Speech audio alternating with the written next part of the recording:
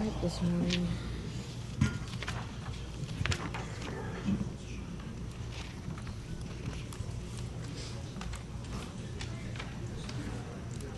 That was quick.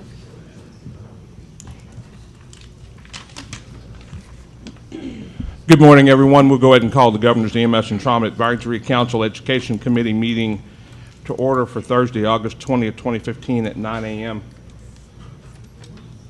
I'm present. Deidre Blankenship. Here. Jay Cloud. Here. John Creech. Here. Robert Gonzalez. Greg LeMay. Lori Lefevers. Here. Wade Olson. Here. Dr. Ratcliffe. Here. Oscar Salazar. Kelly Weller. Yes. Thank you very much. We do have a quorum. We have 3 items on the agenda today and then a couple of things to discuss after that to get you guys informed. We'll go in order. As you guys know, we've been working on development of the advanced practice, advanced community integrated health curriculum. As you all know, we've met talking about this in Amarillo, in Corpus, in Austin, and points in between. We're beginning to get a little steam going and momentum for curriculum development. We met in April in Corpus and pretty much set the ground for what we felt like we needed, the direction of the curriculum. We have talked to some of the medical directors, talked to some of the educators. Are we ready to move some of this forward to let some people see where we're headed? I think we're probably still in that phase. Move this really close. Probably in that phase, not quite ready yet, but still working toward a couple of things. We did define the areas for medical, legal, and anatomy and physiology and chronic conditions and advanced assessment, and looking at healthcare systems, including social workers and DME, as well as pharm and some safety and clinical things. So I've asked Dr. Sharon Malone to kind of get us started today. She's taken a really big active role, as she always does, and we thank her for it, to help move us in that direction, looking at some things that feel would be important to move on. So Dr. Malone. Thank you very much.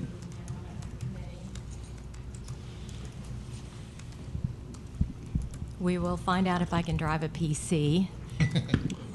We can give you assistance. I'm Mac disabled. All right, I hope you guys can. I'm going to move this. I need to look this direction. So I may have my back turned to you, but I'm going to be able to see the committee. Are you guys having a hard time hearing us? Can you hear us now?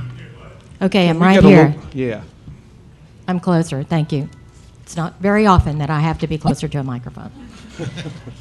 What I want to talk to you today about, because you are the Education Committee, I want to talk to you about the importance of the education piece of what we're going to do. Because the education to drive a program like this, however your community needs, falls out as far as what the program is addressing, is one piece of this puzzle. But the broader understanding and of this situation, and Dr. Ratcliffe, I think you'd agree with me, I hope, is that we are sending advanced practice paramedics to go into the field to operate fairly unattended to solve complex medical issues that are recurring medical issues. So this is what drives the actual educational piece of what they need. And I want to just tell you what I've done. It doesn't mean that's what you have to mandate or what you have to do. But as a physician and as an educator, not as well trained as the folks on this panel, but I want to just put you through where I've started with my program. We began in 2013. We taught a class in 2013. We taught a class in 2014. We've already taught 2 classes in 2015. The second 2015 class is in clinicals right now. I hope they've all arrived safely to their destinations. I've not gotten any phone calls this morning. So I want to tell you that in order to understand all of these things, there's some very basic things that you have to understand. And we start with cardiac output. So cardiac output is the product of, you guys help me, this is interactive, heart rate times stroke volume. So what's the biggest problem we're solving in this whole situation? What's been a huge driver is heart failure. Are we all together so far? So heart failure means that the heart does not pump enough blood to supply all the organs. That's decreased cardiac output. For whatever reason got them to the point of decreased cardiac output, that's where they are. Well, if you want to change cardiac output, you have two things that you can do. You can adjust the heart rate, or you can adjust the stroke volume. Inside a heart rate, what the drivers? Sympathetic, parasympathetic, drugs. We see a lot of that on the street. A big driver of heart rate. On the stroke volume side, what are the drivers? Preload, contractility, and afterload. And as you examine cardiac output from that point and you bring this down to this simple equation, what you find out is the real driver of this is blood pressure. I'm going to take you over. I want you to remember this slide. Whether I use a beta blocker, a diuretic, an ACE inhibitor, an ARB, a calcium channel blocker, whatever I utilize in this system, digoxin's going to work in another way. Whatever we use to do this, the input to the decrease in the renin, angiotensin, aldosterone system is going to be blood pressure control. So if you can just lower blood pressure, you can lower the afterload. And if you lower the afterload, you can increase the stroke volume. And if you increase the stroke volume, you have to increase the audience. Thank you so much. All right. So this is, when I do this, I draw at the board. I like to draw. Mike Myers is one of my favorite little guys. All right, so this is my drawing. And when we start the drawing, I just draw a big circle and I say, this is a circulatory system. If I poke a hole in this balloon and we start bleeding, what system of the body is naturally trying to prevent the body from dying? Well, that system is the RAS system. They all learn this in paramedic school, but they do not learn it the way they need to understand it in order to mitigate problems in the home with complex medications and complex secondary medical problems. So I say, all right, so what happens? Well, there's decreased blood flow going to the kidney. The kidney is a very unique thing, 2.5 million nephrons, each nephron with two types of sensors that sense cardiac output in two ways.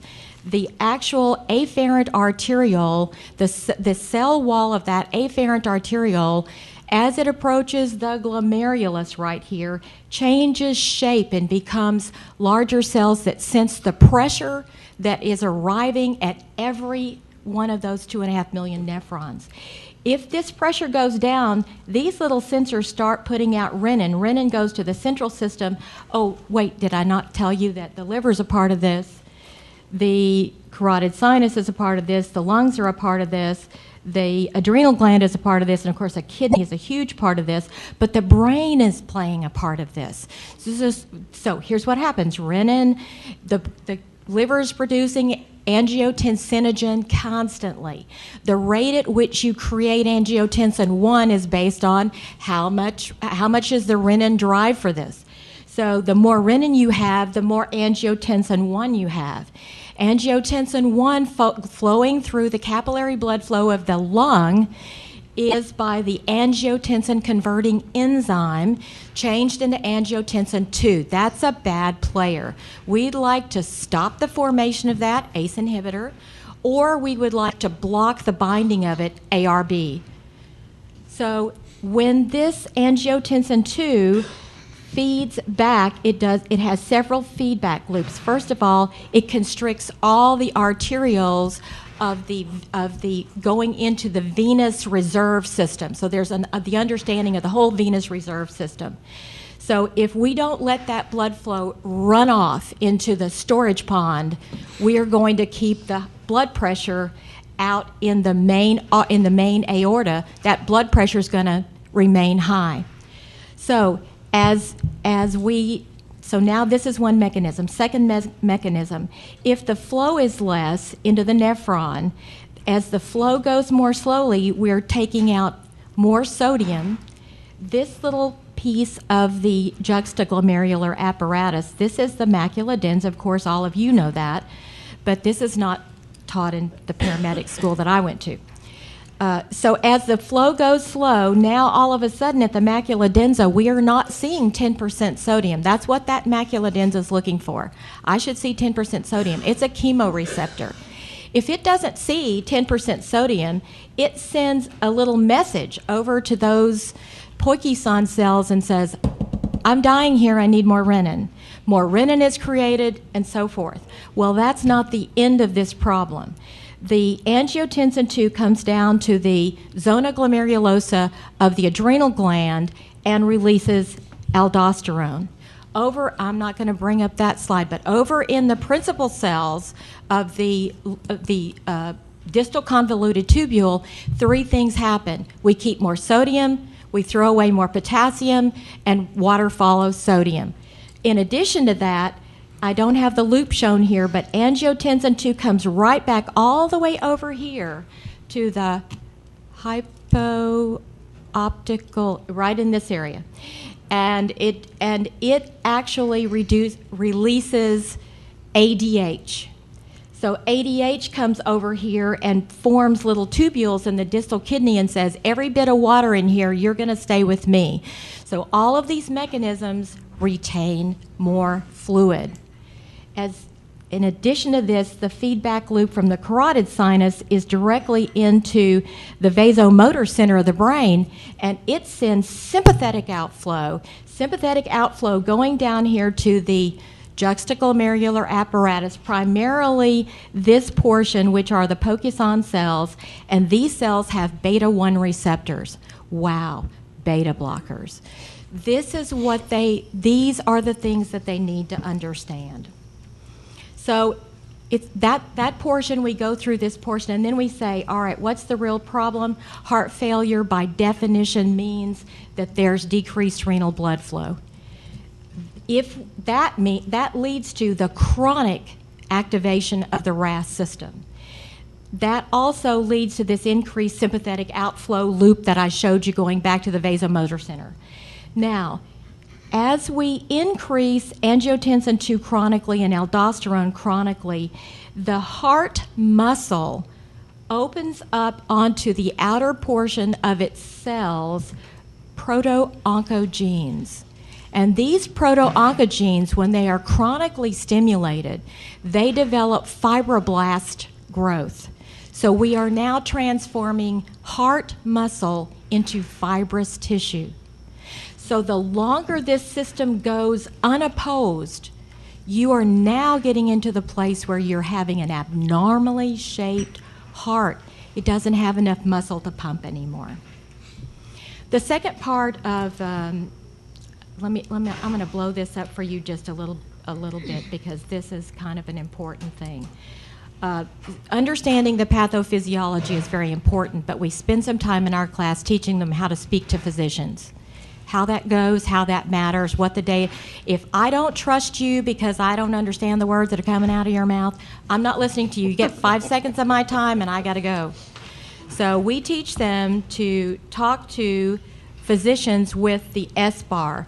What is your situation with your patient? Now we're talking about advanced practice paramedics, community paramedics that are out in a home. They've seen a patient. They want to contact the doctor. They want to do one thing.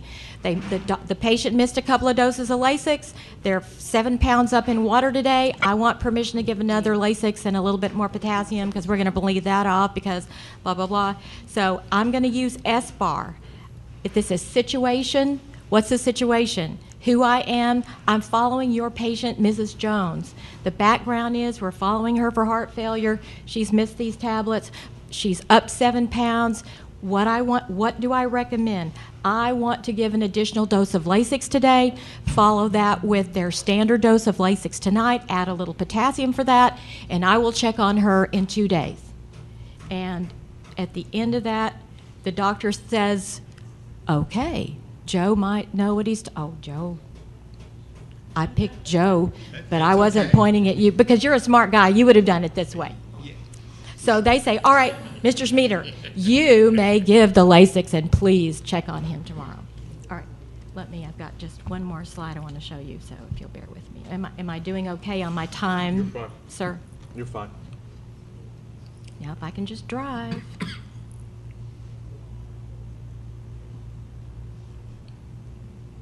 Oh, it would only let me go to the bottom of the slide. How do I go? There we go. All right. So here's the heart of the matter. Now, realize I'm not telling you what you have to do. I am telling you what I've been doing. Do I believe that things can be done better? Things can be added? Do I believe that this course, this is not the end-all and be-all? But what I can tell you is that the cities of Dallas have sent students to me. The city of McKinney have sent students to me. Arlington has sent students to us.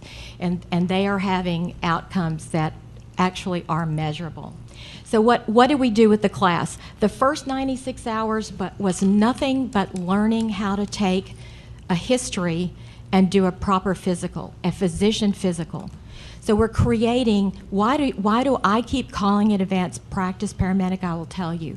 Because the program that they put on is a community program, but the knowledge that they get, they're not doing advanced procedures. It is not about procedures. It is about assessment and treatment and critical thinking and understanding. So to me, APP translates to the PA of paramedic. In fact, that's my real goal, is bringing us to a level where we're recognized. So for the first 96 hours, I am working with them constantly. They learn how to take a proper history, as a physician takes a proper history, in that format that we learn. Because why does that matter? Because they're not going to be talking to nurses, they're going to be talking to doctors. They're not giving that handoff at the ER anymore. They're talking to a physician who's driving their patient's care. So we spend time learning how to do that, and we get out into the ICU and we look at patients, and we get out into the hospital following the hospitalist, and we look at patients. So in the background, they're doing 48 hours of simply medical terminology, how to speak properly about everything that they want to do. In 144 hours, I am going through them, with them, through all of the cardiology material, which literally begins where I began with you today. Then we go into the pulmonology. What's the big problem? It's CHF. What's the second biggest problem? COPD. So COPD and asthma, with the asthma component, we have at this point have not concentrated a lot on children, but asthma is a large problem in children, as is diabetes.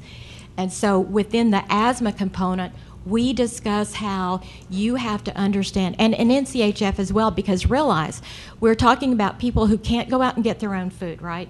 They're dependent on someone else to shop. They're dependent on somebody to drop and buy a meal. Well, they have no control over the fact that what they were brought today is Burger King. That's no good.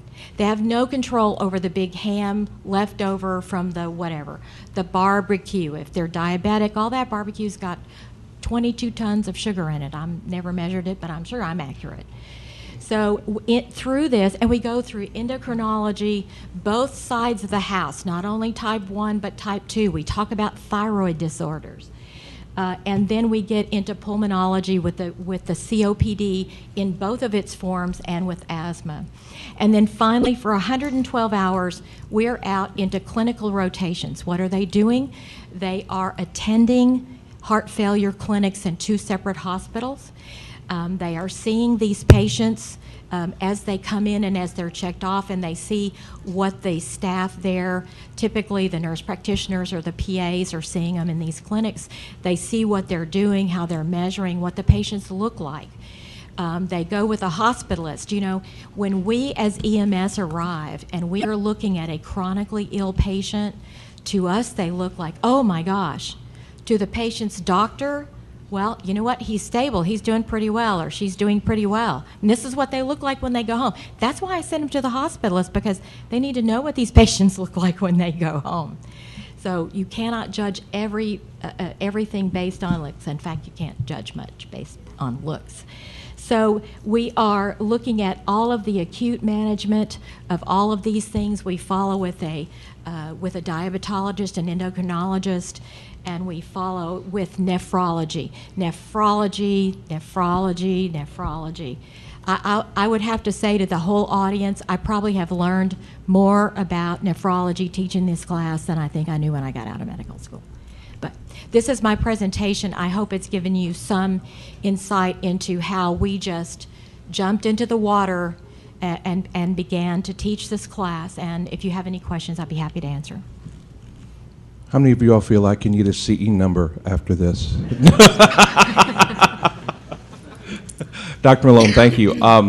Guys, as we've been developing and moving on and looking at other people's information and going to other seminars and talking to people in other states, this is the level. That if we're looking at advanced practice, we're looking at advanced community, this is the level. And things at this level are going to take a little bit longer. You can tell it's a little more in-depth. It might not be what you got in paramedic school, depending upon where you went to school.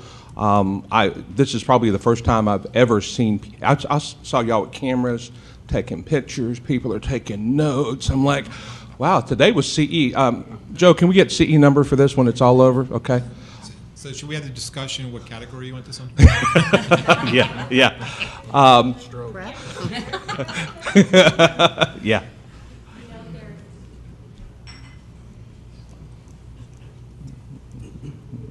This is why I don't mind sharing. My goal is to educate the world. My goal is to get advanced practice paramedicine to a recognized state designation with its own entity, and then we need to go to the legislature. I realize you're the GTAC committee, we can't talk about this. We need to go to the legislature and get the money. Get the billing code, because what we're doing is very important. But you may, this is just biology, this is physiology semester 2. This is physiology semester 2 out of medical school. Mm-hmm. Dr. Morbler, you agree? So, I mean, please share. And I believe,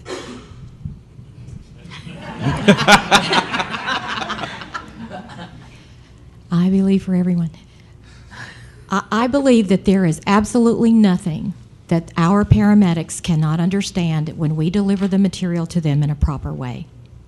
When I talked about heart failure with them, when I talked about that, I talked about the fire engine and the pump. You're laughing, right?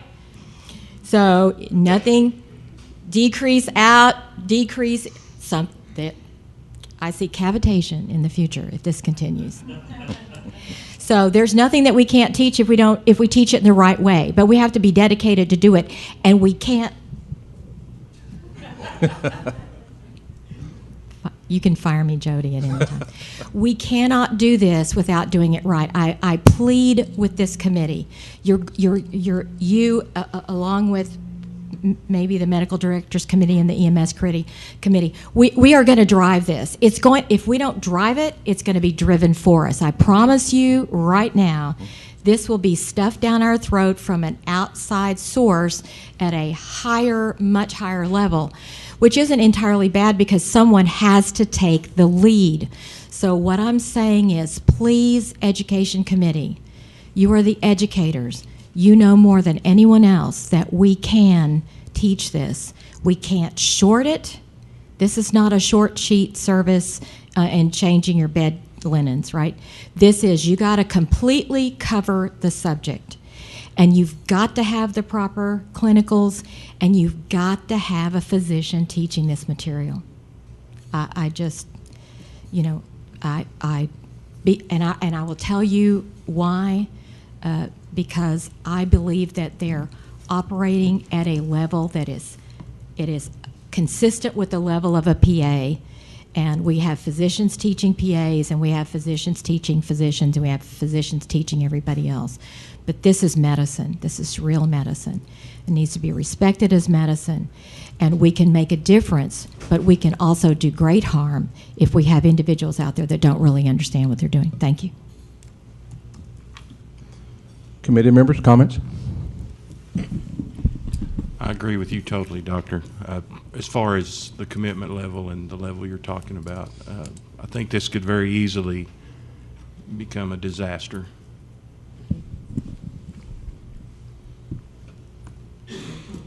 You know, I think when we first started this journey, and we told everybody it would be 3 to 5 years, I think to get at this level, guys, that's what it's going to take. It's going to take us a little while to get this done. This is not throwing a curriculum together from someplace else and just throwing some things in it and calling it advanced. Hopefully, when it's said and done, it'll be something that each and every one of you are very proud of, because it is the next level. I mean, I've never seen people taking notes at the GTAC meeting unless they were angry.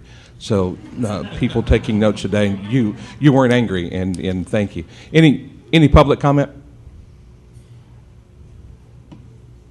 We just wanted to let you guys know today that this is where we're headed, this is where we're going, this is what we're working on at the meetings that we have, and we're looking at curriculum and looking at you know, every educator up here uses the acronym SMO, and that is whatever we do, we know it has to be specific, it has to be measurable, and it has to be observable. And sometimes when you're writing those outcomes, you look back and go, how do we measure this, or how are we going to teach this, or what level are we looking for? Because as Dr. Malone said, we have an opportunity here in Texas to put out a product that many other people haven't. We are nowhere near, again, being done. We're nowhere near being finished. There are other colleagues and other people that will be involved in this, but just to let you guys know that this is a level, not the level that we're looking at, and just moving forward with it. And today was just kind of an update, as we'll keep doing. Dudley, I know you didn't walk down just to talk to Dr. Malone, so come on up. I may have. But you didn't.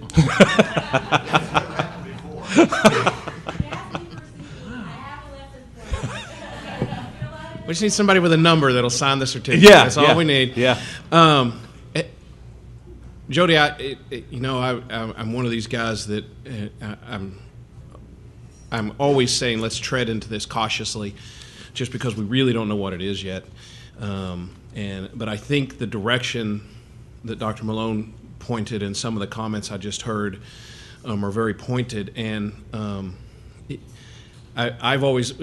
I've seen some of these things from around the country, so there's some curricula out there already. I think it's in Minnesota or somewhere like that. There's a program. There's some other folks, I think, in Colorado doing a program that have some very unique things in it as well, that I think we need to look at, that we don't really get into as paramedics because we're not in that long-term relationship with a patient. But anyway, that being said, I like what I'm hearing about physicians doing the teaching. And one of the things that I would encourage is, and it is a concern, is that this may not rest at the EMS education level. This may be something that a four-year school is involved with. This may be something that a medical school is involved with, and that may be where it resides, and maybe that is where the curriculum development needs to be honed, cleaned up, and finalized as we near completion in a few years. Because this is a higher level. This is an introductory paramedic. And nothing against the EMS education programs. It's just, you hear the things she's talking about. That's outside the scope and breadth of what we normally do in training folks to be in pre-hospital medicine. And so as we move this forward, I just want to encourage you to make sure we're keeping our eyes and ears and minds open, that this may not be something that lands in a normal EMS education program, that this may be something that lands at a medical school. This may be something that lands at a higher educational format than what we're doing for the normal pre-hospital. So anyway, thank you. You know, Dudley, I agree with you wholeheartedly. And when we started this, that's why it wasn't a, you know, we'll have this done in a year. We'll have this done. No, there was no way to get this done. But, you know, guys, I heard someone say, I think it was last year, year before last maybe, I said, compared to other allied health occupations, EMS is the teenager. Okay? Nursing's been around forever. Physician's been around forever. EMS is kind of that teenager. You know, we're only about 40-some years old, and we're trying to figure out what we're going to do. And I think we're kind of at that point where we're looking, you know, if we spread our wings, where do we want to go? What do we want to do? You know, Mom, Dad, I want a car. Well, what kind of car do you want? Well, what kind of car can you afford? Okay, what's it going to take to get it? How are we going to go there? Who's going to pay the insurance? When I use those analogies with this, I certainly understand the thought of where this might live and where this might not live. Would this live in every paramedic program? No. No, it wouldn't. Would it live in some? Absolutely. What's the physician involvement? As I see plenty of physicians here today. Guys, I think this is what some people are asking for now, is not only a signature, but involvement from you as the medical director to say, if we start this, we need you to help finish it. We need your input. We need you not only there and saying you're supporting, but also teaching and making sure that we understand that we're going to that level. So thank you all for your, yes? I really want to say one additional thing about this. One additional thing about this. I want you to think about places like Del Rio and Alpine, and I want you to think about communities that are really, really and truly not the normal, they're not the communities that a lot of us in this committee live in. And I want you to think about the fact that one of the barriers to care in the state of Texas is the expense of the education to get an individual to go and live in a particular area. It's kind of like, once you get them off the farm, how are you going to get them back to wherever? So this is a great opportunity for the state of Texas in providing, I don't know how it would work, but let me just say, we find people who want to live there. They want to live there. That's where they're going to be, and then we train them. It's like what happens in Alaska. In Alaska, out in these very remote areas, they have, I don't remember what they call their... Community health aides. Yes. So community health aides. So they want to be there. So it's not like we invest a lot of money in them and then they leave. Right, Doc? They live there. So I want to say, as you think about this as a committee and you decide whether, what are some of the side benefits, I want you to include in the language that you use that this is going to solve a problem, could potentially solve a situation with barrier to care. Thank you. Sam, good morning. Don't forget the children. Exactly. Thank you, Joe. I would be remiss if I did not remind you to remember the pediatric portion of these programs, as it is not specific to adults. And those programs are starting to be developed nationally. And I spoke with Dr. Malone a little while ago, and she has agreed to include the pediatric portion in the talks that the medical directors have had about their work group. Unfortunately, I haven't been able to attend any of the meetings that you all have had, but one thing that was mentioned was if we don't take control of it here in Texas, it will be done for us at the national level. Well, that is beginning to be happen on the pediatric side of things, beginning with the Pediatric Emergency Care Council of NSIMSO. We have formed a work group that is starting to develop a curriculum for the pediatric portion of these mobile integrated healthcare community paramedicine programs. So we do have an opportunity, not only on the adult side, but on the pediatric side, to develop something that could also be looked at from the national level. So thank you. Thank you. We can't forget peds, and we thank you for making sure that we don't. Thank you. Any other public comment? Any other committee comment? When we met in May, we asked for permission for joint meetings among committees, medical directors, us, EMS, I think was added to the list. I would like to see us really move to have a meeting before November. If we could encourage that for us to get together before November's meeting, or at November's meeting. Okay. And Lord, let me take blame and say I'm sorry for part of that. Normally I'm able to be here most of the week. Unfortunately, the May meeting fell right during our graduation. and I had to make a decision here or graduation, so I was not here for the May Cmte meeting. I will move that forward tomorrow to put that group together and move it forward. Thank you for reminding me. What specific do you want? Education, medical directors, and EMS. Any other comments? Hi, Karen Pickard.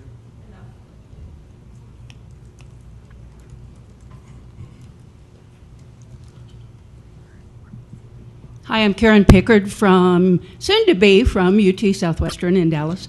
I have a question. So what I hear everybody saying is that now community health equals advanced paramedic practice? Yes? No?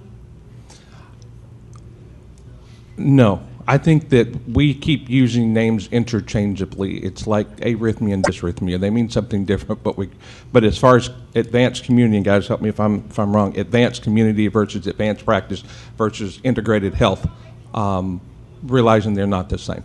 Okay, well, my only issue with that at all was that I certainly think the curriculum that Dr. Malone poses is wonderful, but I'm just concerned with rural EMS and places where there are no paramedics, and the fact that they still could do some potential version of community assistance anyway. Yeah.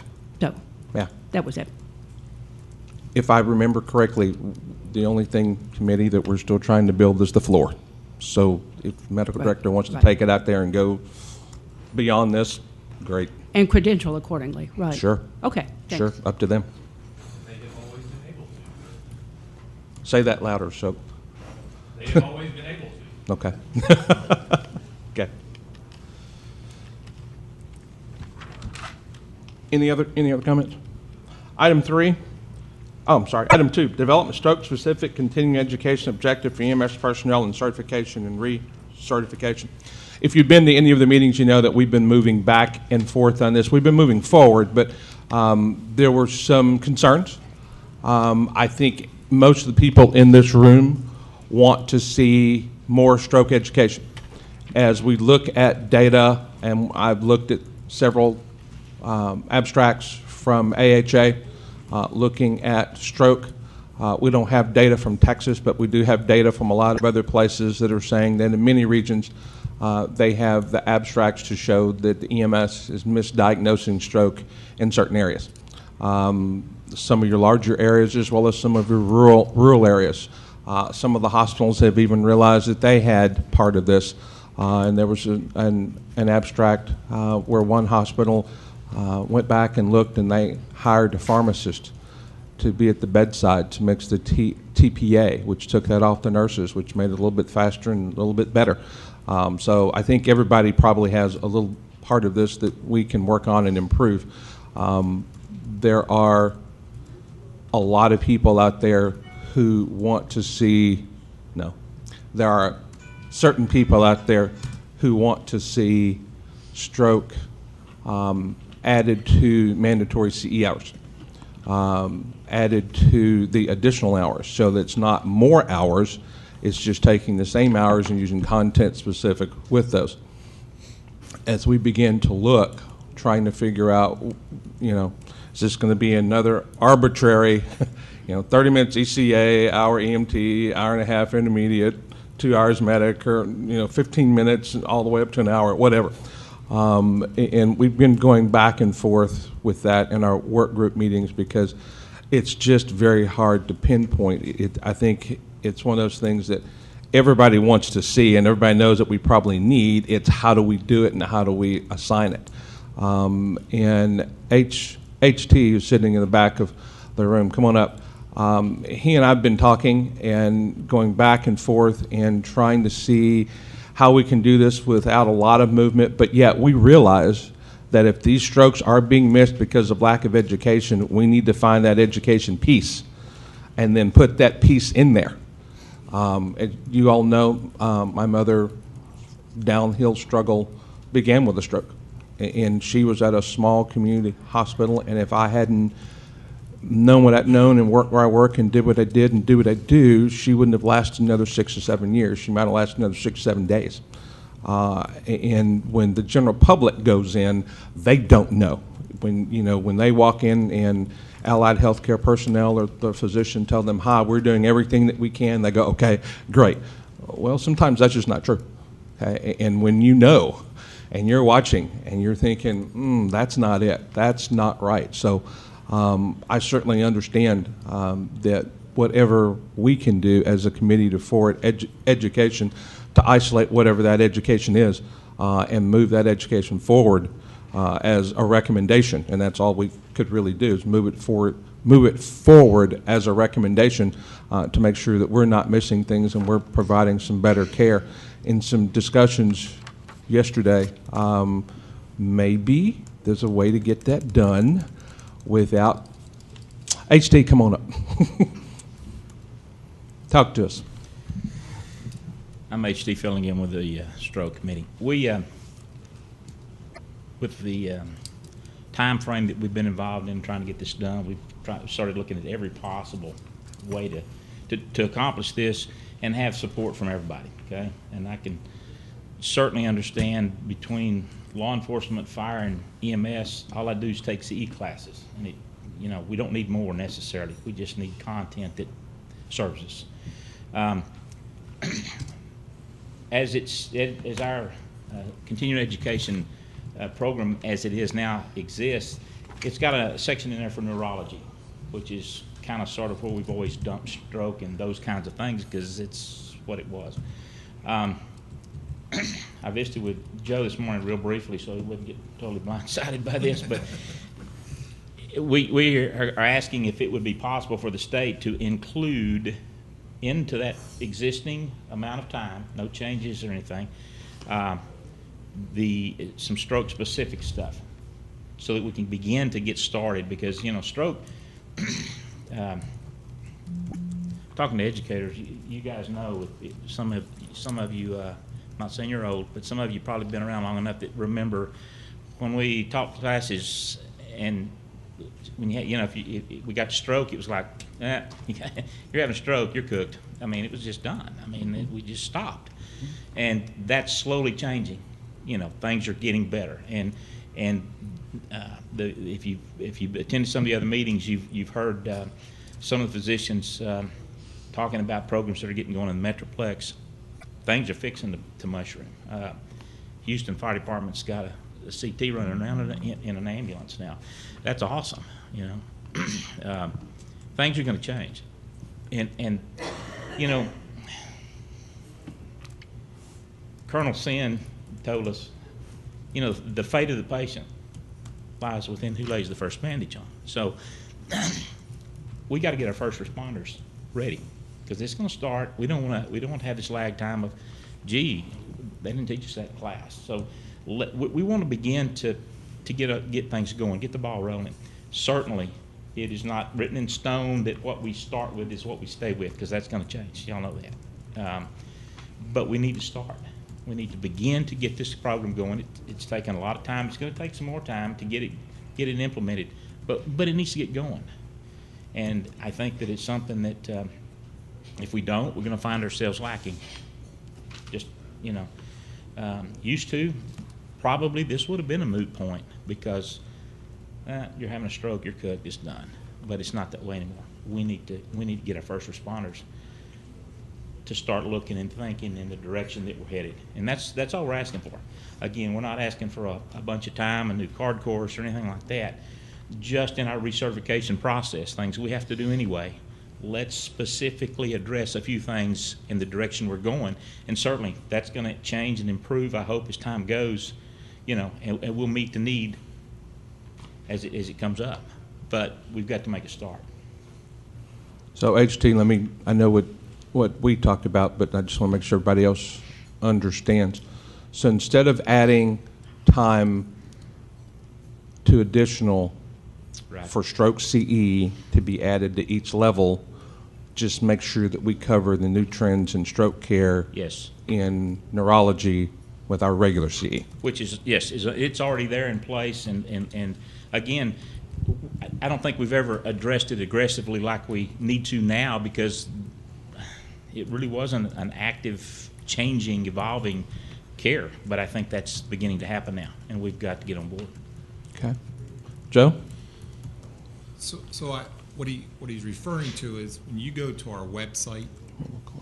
Yes. When you go to our website, it breaks it down into 7 categories: preparedness, airway, patient assessment, trauma, medical, special considerations, and peds. When you go down a little bit farther, it breaks down topics, which are included in there. And to add stroke in there, just to bring attention to it, it's just a matter, unless someone corrects me here, of just adding it. And I would take it one step farther, if agreeable here, under the main topic, say medical/stroke. If our intentions are to bring attention to stroke, and I lived a similar experience that you lived, except with a mother-in-law, not a mother. A lot of times, without adding any hours, by just putting a prominent word out there, would bring attention to it. And none of this takes law. None of this takes. It's just a matter of just doing it because we have the categories there. So I see no reason at all on supporting this request. I think it addresses what you're trying to do, bring attention to stroke care. We can add that in there, and it's a done deal. Okay. Committee, thoughts? Because this is something we haven't talked about at this level since the last meeting. It's a brilliant approach. I mean, it takes away that concern that what's the next incident that our next disease that we should be adding more content to. We just build it into the list, and people will naturally gravitate toward that because it'll come up and hit them in the face. Does this fall in line with the new National Registry CE that's coming out? Just curious.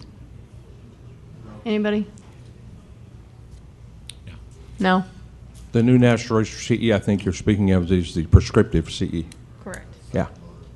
Yeah. Yeah, and that's, I mean, this could be done next week.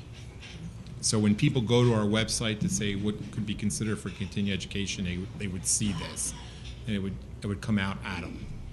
So that could be done very quickly as we look at the registry and the other directions that we may go down the road. This doesn't take any big action at all. It's just a matter of just doing it. I wish we would have thought about it sooner. It probably would save you a lot of heartburn sitting wondering how do we bring attention to this disease. Yes. Committee, comment?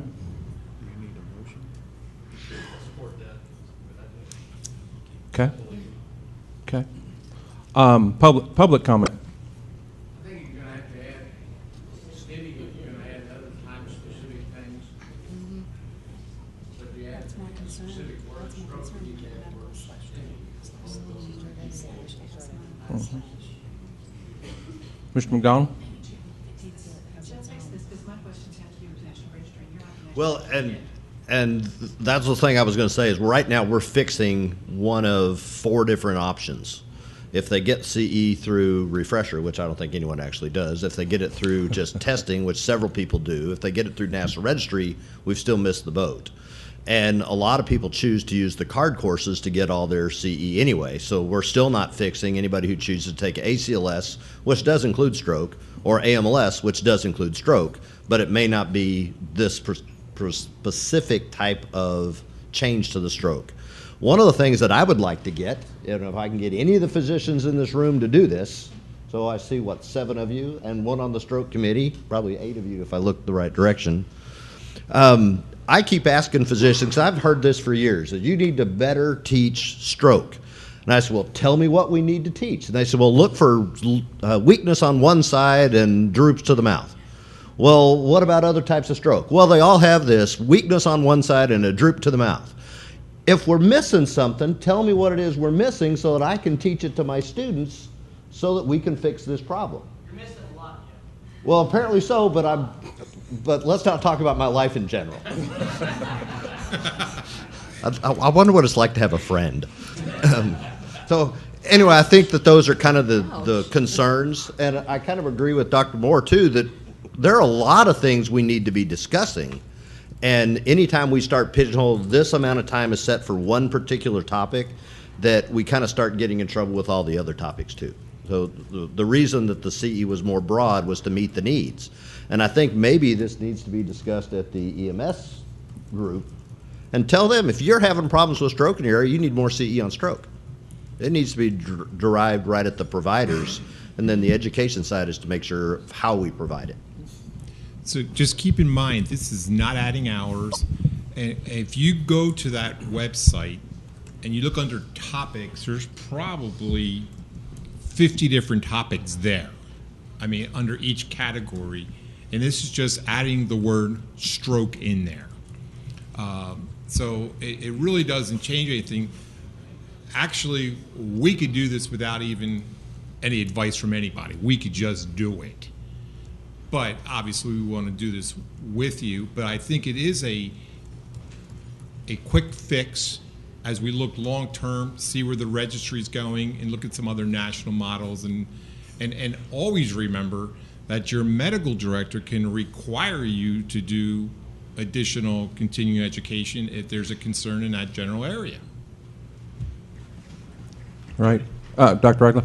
Mr. Chairman, I think this is a simple, so we have had a specific request from our colleagues. They've asked us to do something. I think this is a simple intervention that, as Mr. Schmieder mentions, he could do without our input, but I think we can easily support it. And then should we have constituents come to the table and request labeling for other disease entities such as STEMI that was mentioned, then we give that consideration. I think that would get equal ground. As he says, this does not have a regulatory impact. It does not add hours. This is simple. It acknowledges the importance of stroke. I think this was a very simple thing for us to endorse. That being said, in the state of Texas, we have medical directors for all of our agencies, including our education programs. So I'm personally remiss, probably at our institution, for not making sure that we are teaching cutting-edge stroke identification. Now, however, to my providers, we talk all the time about current cutting-edge stroke recognition. We talk about the fact that we're missing ataxic patients, that we're missing patients with dysarthria, with aphasia, with things like that. We're actually contemplating right now expanding Cincinnati to include the men's exam. How many people are doing the men's exam? So one hand go up. So again, this is our fault, and really we need to push back. Our providers need to push back to their medical directors and their education personnel and say, hey, give us the pertinent education for these things that are so critically time intensive, and the critical outcomes are important. Stroke, STEMI, trauma, all the things that we focus on. We need to make sure that we're teaching the cutting edge stuff. And the problem is that this technology is going to continue to change. We can approve one level of agreement with certain education today, and in 6 months, the information is all going to be different. So that's why each department has to have a strong, robust clinical education program driven by their clinical educators and medical directors with the current, the current information. It will never be timely if we depend on card courses or national curricula or anything else. You all have gotten a textbook out and read it, and it was printed 2 years ago, and you realize the information is already obsolete. So it just has to be, we have to do it real time. But I think in terms of what Mr. Schmieder suggests, I think it's simple. Thank you. Any other committee comments? None? Hi, Jane. Hi, Jody. Hi, committee. I don't have any objection to that either. It's not increasing the hours. I guess my question is, and this is kind of where I was looking at Jeff too, is having been on the committee back when we started as GTAC got formed, and then the discussions we had about where we were going with continuing education as a state. And that's also when we were merging with, utilizing the National Registry guidelines. Of course, we didn't require people after they went through National Registry to maintain it, which is fine. But we decided back years ago we were going to try to keep our state CE requirements in correlation with what National was doing, so it wasn't so difficult for providers to keep National and state together. So as National is doing this new project, where they're totally revising and becoming a more prescriptive, that's a good word, type of continuing education program. And I thought, and Jeff, you can correct me if I'm wrong, that yeah, no, you will. That there was some component in there as well that allotted for state or local needs for so many hours of this prescriptive thing. Wasn't that part of what they were looking at? Part of the plan, but right now, I haven't heard that they're ready to start rolling Yeah. forth even the prescriptive stuff. Right, right, exactly. So that's still, They're probably still 2 years off. yeah. And so this could be a perfect way to patch for now and get things moving forward and fill. But we, as a committee, I would think that need to watch this very closely as it develops, because this may have to morph again and go back to that original. Now national has changed everything. Where are we as a state going to go so that the EMS providers themselves don't have to struggle to keep both of the certifications and licenses, et cetera? So it's not an immediate need, and this would fix the more immediate need, but just don't let that get off of your radar as we're going forward, because I think that would do a disservice to the ones who are trying so hard to keep both. And it may be that this new plan that National is coming up with may be just absolutely wonderful when it's over with and we mirror, but we don't want to just stay merged away, and we also don't want to be behind the power curve as this thing develops. That's all I have. Thank you, Jay. Dr. Beeson? Sorry. Don't worry about it. What is that? Jeff Beeson. I have lots of conflicts. Let's be clear. This is maintenance of certification. This is not continuing education. There are two separate things. And we use those words interchangeably, and they are not. Agreed. Jody?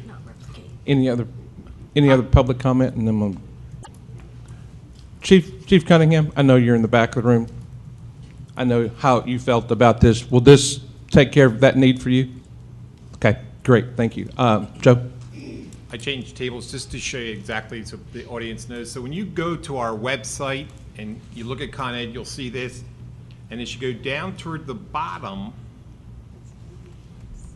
see where it says Topics for CE?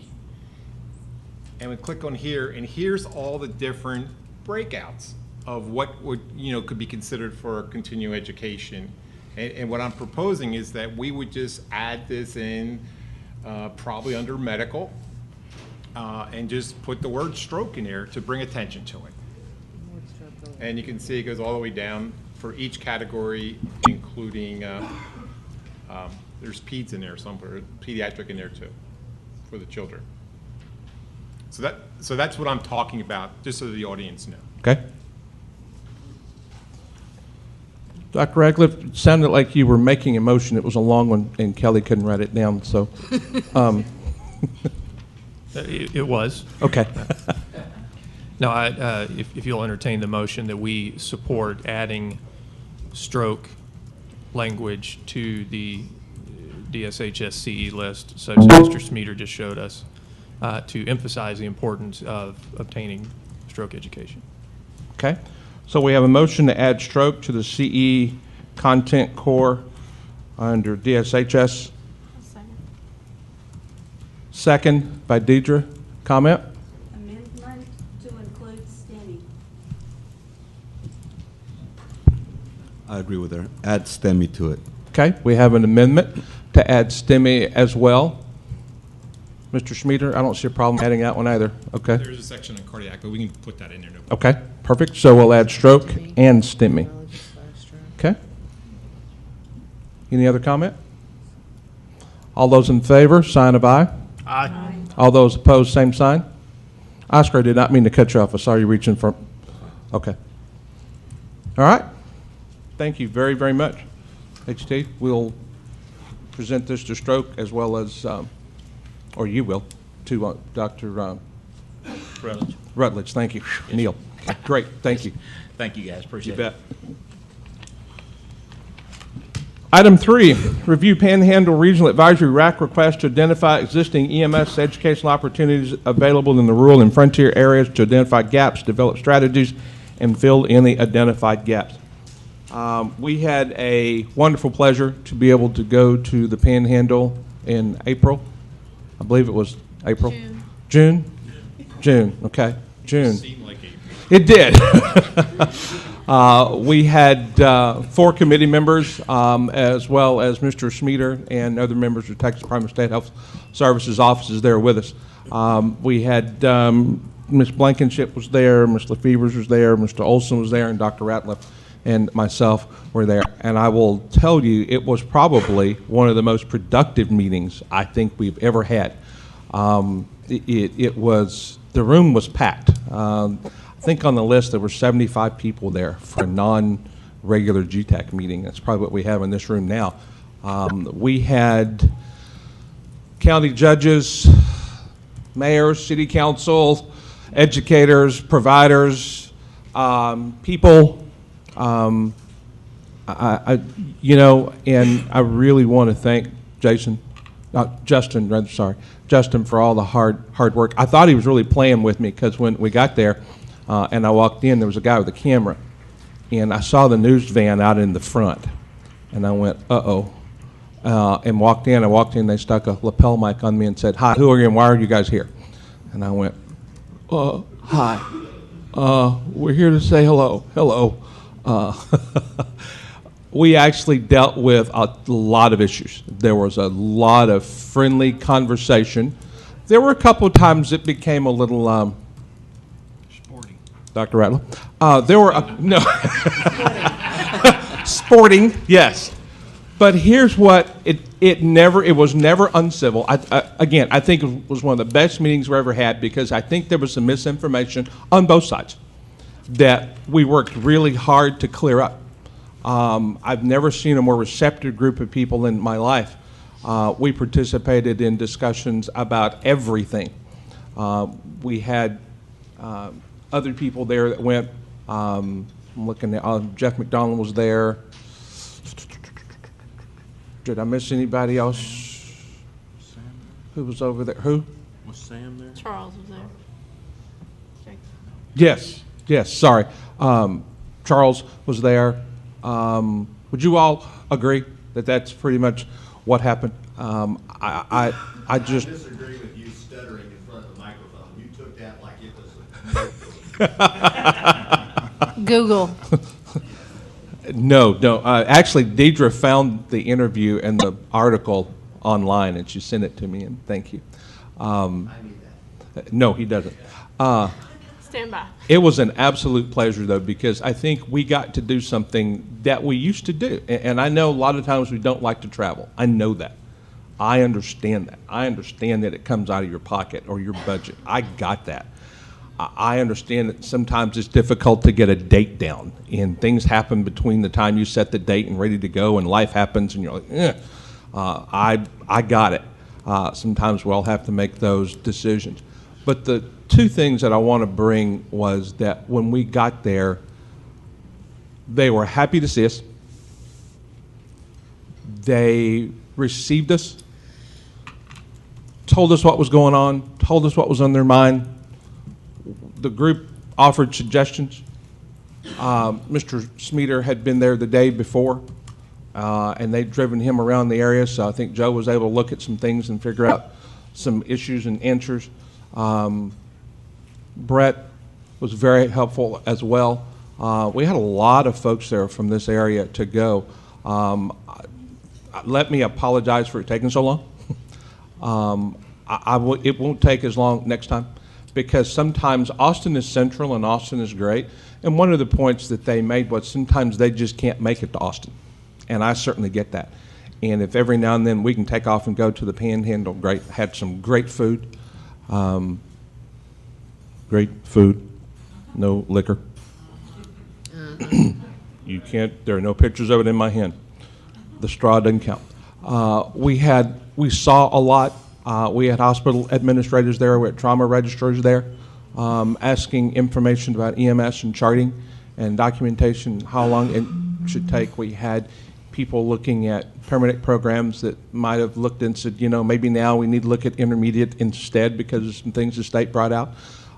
There was some misinformation that I hope we were able to clear up.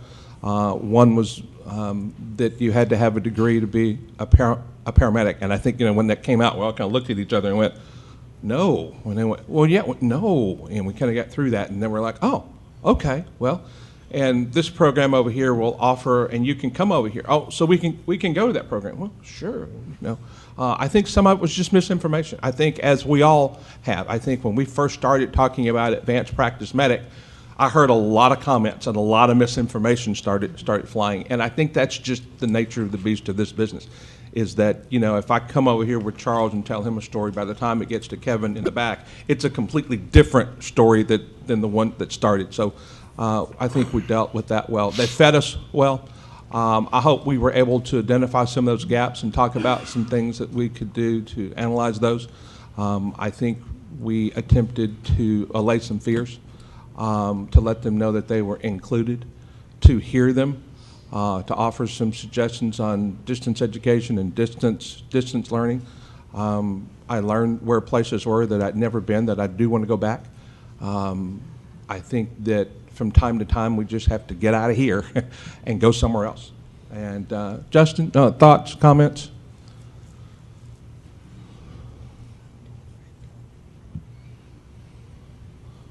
And the food was great. They had some desserts there that I don't know where they came from, and I don't want to know again because I gained more weight than I needed.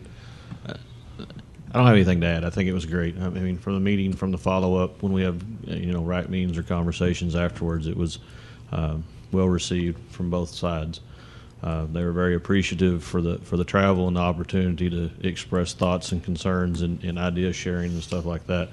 And I think that was the whole emphasis, was to start the conversation. So this committee can understand, not just in standing in front of a microphone trying to be descriptive of what's going on 500 miles away, but to hear it from them, A, it means a lot to them, and B, y'all get to understand it from the perspective of Texas and getting stakeholder input. So thanks, we appreciate, and I'll say this from the RAC standpoint, we appreciate y'all coming up. Personally, I appreciate you coming up. It was a great meeting.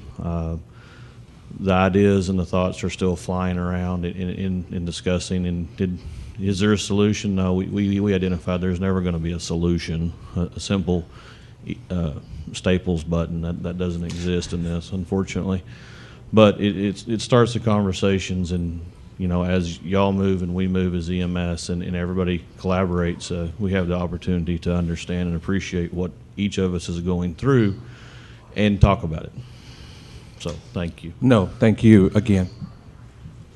Committee members, discussion. Did I leave out anyone who went? Because I want to make sure and recognize anyone here that made that trek, and just thank you again personally for being there. I think it just made a huge difference. I mean, when you look at that part of Texas, if you live in anywhere down I-45 or I-35, we see things a little differently, and you get out and understand the distances between and some of the financial issues and some of the other things. I think when you can look at them, you certainly get a little different viewpoint, and we'll keep that in mind. Dr. Rattler. I think the thing that I enjoyed the most, other than getting back to West Texas and remembering it's windy, is the fact that even though everyone comes from the Panhandle region, as you said, the geography is so sparse, and I enjoyed listening to the different agencies talk to each other in the room. Even when we were just quiet, they were talking to each other and sharing ideas and solutions and problems, and I think that was incredibly valuable also, just to have them together. So I enjoyed it. Lori, do you have any?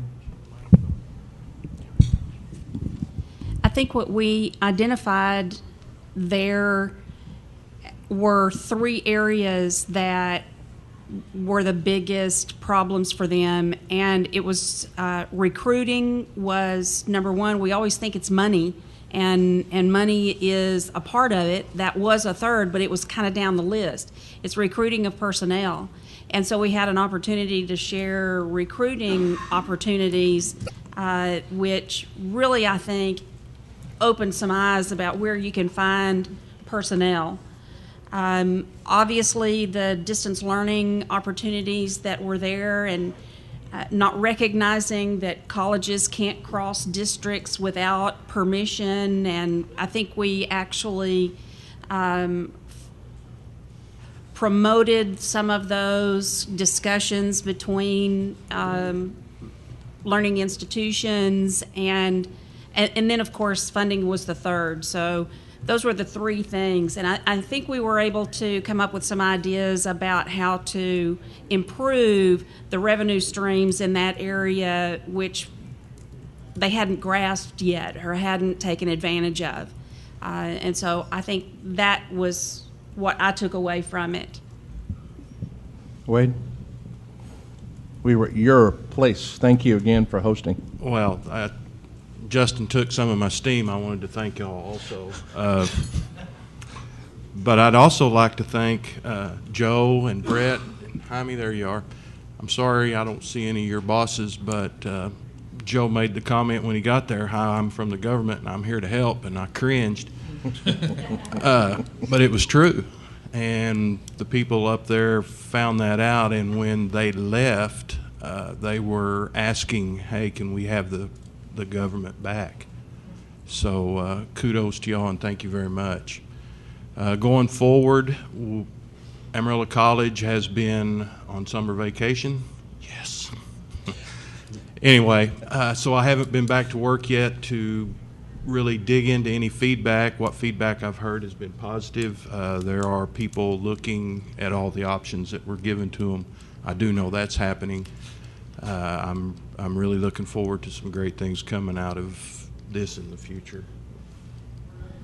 Great, thank you. Deidre, do you have any comments? Other than you got lost?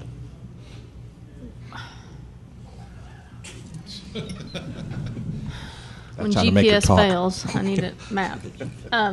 No, I mean, I had a good time. I think we learned a lot. And yeah, that food was really good. Those chips that they had. Yeah. I refrained. I didn't take any home. Beautiful lightning storm all the way from Post Texas to Valley Mills to my house for this 7-hour drive. So that's about it. I had a good time. Made some good connections with people and conversations. So. Well, you weren't there. Couldn't make it. Okay. Any other public comment? Again, from everybody out there, this is Jeff, Charles. Thank you all very, very much for being there. We'll get the next one set up and let you guys know.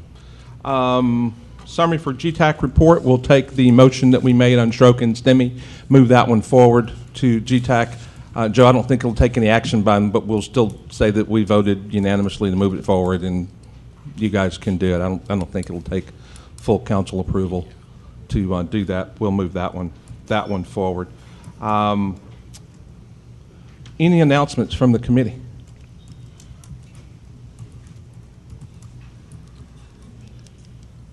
There will be a coordinators update in Lubbock on August 24th at 1 p.m. at Covenant Hospital.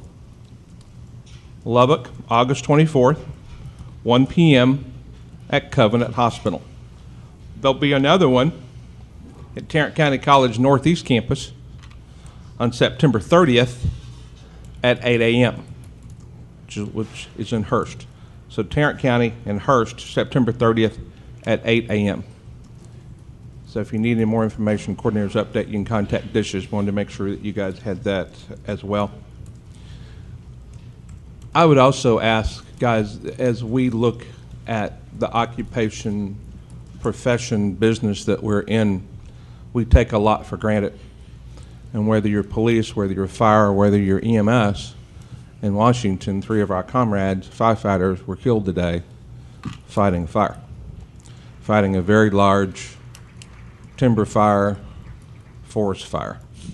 And I think each of us, when we get up every day, we go, whether we're educators, things are going to be great on campus, no students are going to wig out because they didn't pass. We go to work in the ER and we have security there and we're going to be okay. We go to people's homes, we're EMS, we're fire, we're the good guys, people like us. Sometimes that's not the thing that gets us. Sometimes it's just doing our job. So if you all would join me in a moment of silence for those 3 fallen firefighters in Washington.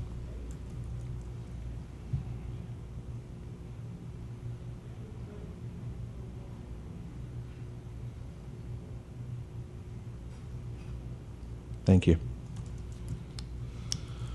Any public announcements? Sorry, any comments from the public? Meetings, anything you got going on you want to tell us about here? No? Agenda items for next meeting, obviously, number 1 will stay, 2 and 3 can come off. If there's something that comes up in the next 30 days, we'll put at least 45 days between us, I guess, until the next meeting. October, Deidre, what do we have for Fridays? Depending upon how far out we put it, if we put it far enough out, we can do a different agenda for November. Otherwise, whatever we do at the next meeting will roll over to the November meeting. So the next meeting will actually should be a big work group to help us even move forward with advanced practice, advanced community, integrated mobile health, to help us move forward even more. And then we can present whatever findings we have at the November conference meeting. But is there anything else that we need to add to the agenda for our work group meeting? And then we can always add something else to the conference after that if we have to. Can the committee bring, we had discussed trying to bring some articles that we thought were top scholarly EMS-related papers. Okay. We're closing in on the last quarter of the year, so perhaps can the committee try and bring suggestions for articles? Okay, so we need to discussion on articles and papers related to EMS. Okay.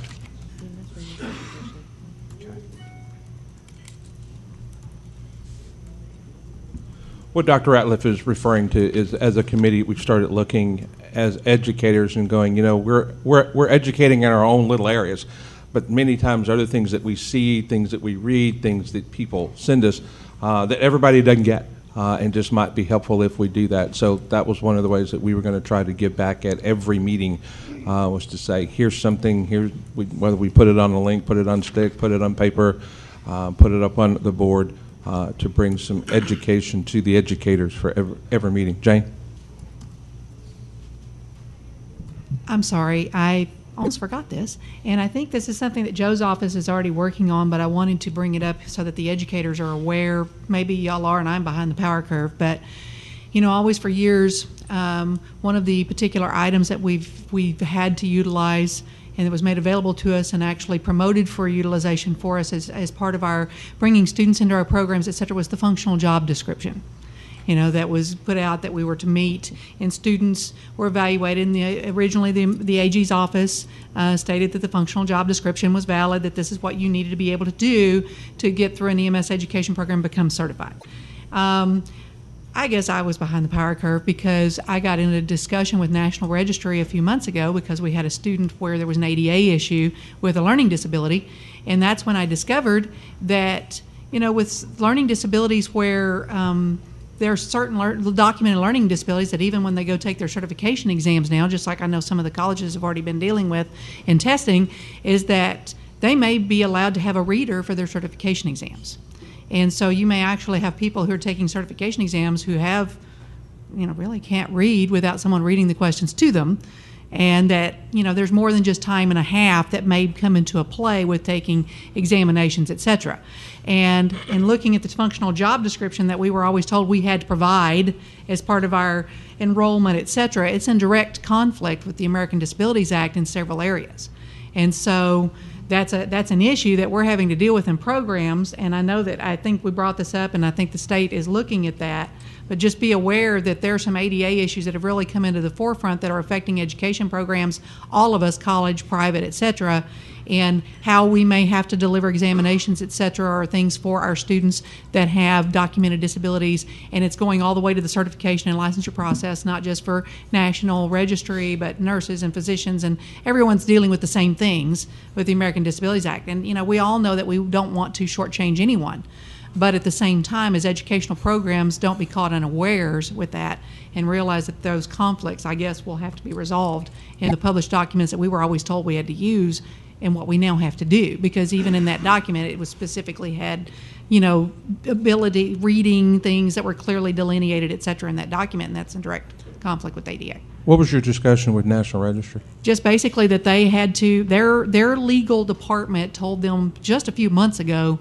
that they were behind the power curve and that they had to get with the program that the other licensing and certification departments have already done, and that when someone comes to them that applies for, a learning disability type situation for their testing, that if it requires a reader, that they're even having to put them at their expense, the National Registry's expense, and they can't even charge the candidate for this, a professional reader with them to give the exam in a private room, as well as all the extended times, et cetera, and maybe other modifications depending upon what the specific disability may be. So that's also something employers need to be aware of too, because as things are coming out, this is something that impacts us all the way around, and it is going to impact programs that haven't, like I said, most of the colleges are all over this, but some of the private programs are not so much. And then, like I said, I got into it because of what National told me, and then I'm looking at the functional job description that we were told to give to all of our enrollees, and then here's what even the certification bodies are having to do, and there's some conflict there. Okay. Okay. Jody, we'll take a look at that. Let me just make sure everybody understands. I have never, ever heard that we could read a test to somebody until just this moment. So I will get in contact with the registry. The argument has always been that you can get yourself into an environment where you need to be able to read your way out. And so let us contact the registry, find out what's going on here. Obviously, our job description has been vetted through the legal office, and we can redo that. That's not an issue. I had the pleasure of being on the item writing committee for National Registry. I was in Columbus 3 days in June, and we never talked about that, so that's why I'm okay. That's why I was so shocked. So now I don't feel like I'm behind the power curve. If you guys are giving me that deer in the headlights look too, then I know it wasn't just me that was very surprised. Yeah. Because right now the only thing they're giving is time. Time and half.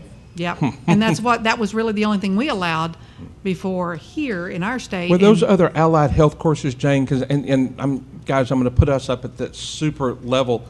If you're in healthcare and you can't read.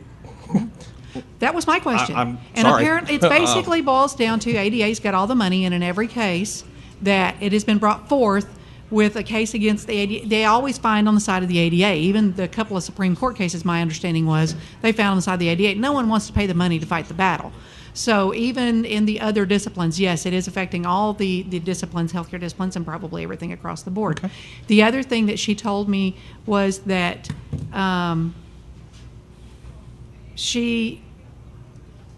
question was, that means we're certifying people, and we're sending them to employers, and they're getting jobs, and they may be in the back of an ambulance, like Joe said, and they've got a special healthcare needs kid in the back of that ambulance with a chart that's this thick, and now we're trying to make judgments on what to do for this kid based on what their history is, what medications they are, et cetera. In our hospital, we're in Amarillo, or we're in Alpine, Texas, and our hospital may be an hour away, hour and a half away, whatever that is, and we can't read without someone with us. The employers are not, where does this put the poor employers? Are they going to have to hire somebody to be a reader for this person because they have a disability, and that person's going to have to be back in the box so that they don't? I mean, I have no idea where this goes, but it scared the heck out of me. Yeah. So, Joe, we'll let you take a look at it. And if it's something we need to put on the agenda, if you'll just yell at me before 30 days before the next meeting, So we'll put it on please there. put it on your agenda for November. Okay. And so I can report that. We had nothing new to report or whatever we find out. Perfect. Thank you. Great. Thank you. Any other public comment? Committee members, next meeting date need to be a work group day. If we'll look on a Friday, more than likely.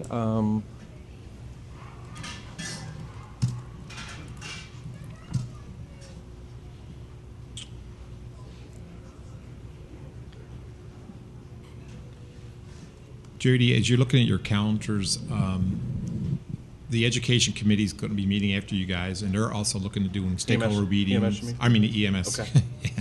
The real education committee. No, the EMS committee will be meeting after your committee, and they'll be looking at dates for stakeholder meetings on the draft rules in September and October. Okay. And I know they're looking toward Fridays. Yeah. Fridays are usually the easier day to get that done. Committee members, start throwing out dates so we can compare and look. 16th will be the latest for your 30 days. Yeah. 9th is good. October 16th. October 9th. Those are the 2 Fridays prior to. So what, Jeff? Do the second. Do the second. And you may want to meet, when you pick a date, talk with the EMS committee. Maybe you can use the room for the first half of the day, and we do the rules the second half or something like that. It might save a little. We'd figure out where we're going to be, I guess. Friday, October 2nd. Okay. That work? Jay? Yeah. That work? Kelly? Lori? I see Lori looking. October.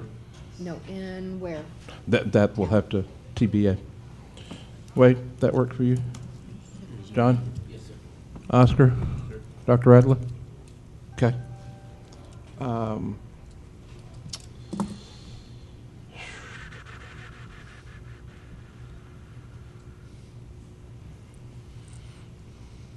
Is that okay with you, Mr. McDonald? That's the only day in October I'm open.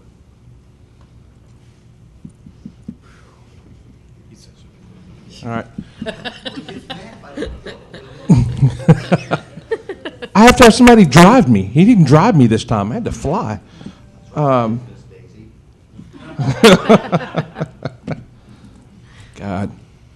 Jeff and I haven't seen each other in a week, so we'll just get this out later. Yeah. Can we put location TBA? I just want to put a couple of feelers out. We've had some invitations not too far from Austin, so it wouldn't be a longer drive. So right now, we'll look at October 2nd, location TBA, 9 to 2 work wherever we go. That give us enough time to get there and get everything done and move forward. Great. We have 2 minutes and 33 seconds left. Committee, anything else? Any comments, any thoughts? All right. Adjourn. All right. We have a motion to adjourn. Do I have a second? Do. Lori, all those in favor, sign of aye. We're done. Thank you very much.